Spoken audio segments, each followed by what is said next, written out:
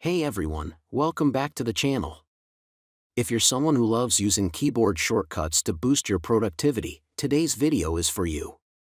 I'm going to show you a quick and easy way to restart your Windows 10 PC, using just your keyboard.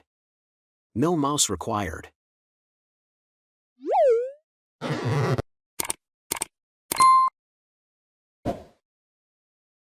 To restart Windows 10 quickly using just the keyboard, press Windows plus X to open the Power User menu. Then, press U to open the shutdown or sign out options, followed by R to restart your system. This method lets you restart your computer with just a few simple keystrokes.